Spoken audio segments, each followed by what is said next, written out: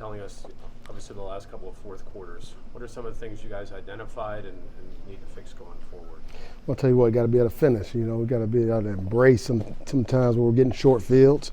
In the mark of a good defense, getting in there, all right, getting guys getting out of there, all right, without scores.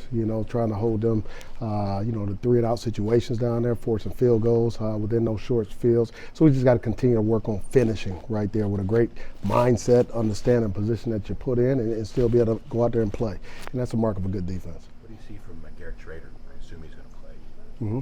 Well, he's got a good delivery, all right? He gets the ball pretty quickly. He's got pretty good reads right now. He's got a good set of receivers that are around him as well. So it'd be a good challenge for us to be able to try to go ahead and try to get those guys stopped. Aronda Gadsden's our primary pass-catching threat, but Sean Tucker's been getting out of the backfield a little bit more. What's the job for the DBs to kind of converge and limit him?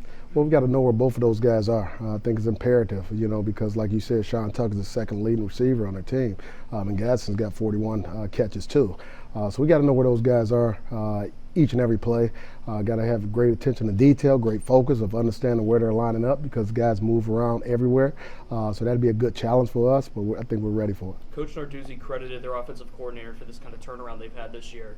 What's the difference between the Syracuse team from last year into this year?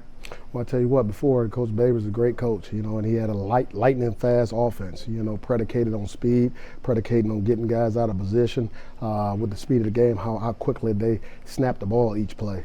Right now, with the new offensive coordinator, he's got his system that he's been doing for a long time, which has been very successful, and you see that carrying over with him being at Syracuse now.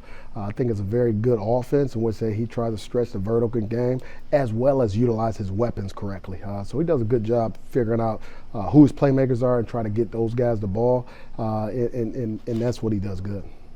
3 losses in 4 games. What have you seen from your kids just in terms of their mood and their energy?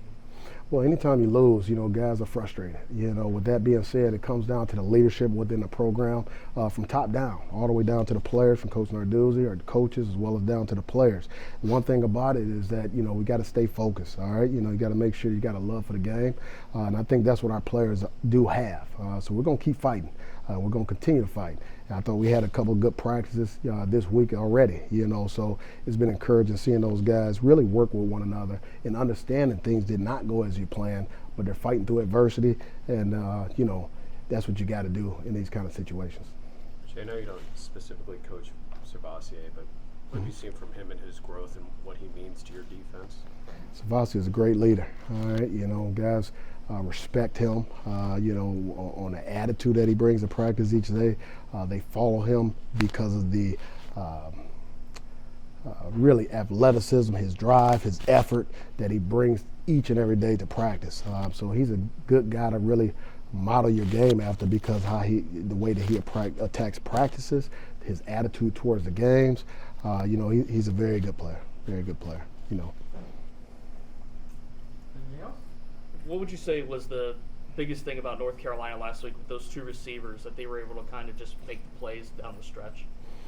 Well, they're a talented group. I mean, they're a top 10 offense in the country, and I thought we did well in the first half. Obviously when you get the situation where you get short fields, it makes it a little tougher in those situations. However, the receivers are pretty good, and I thought we most part did a pretty good job towards the end of that game.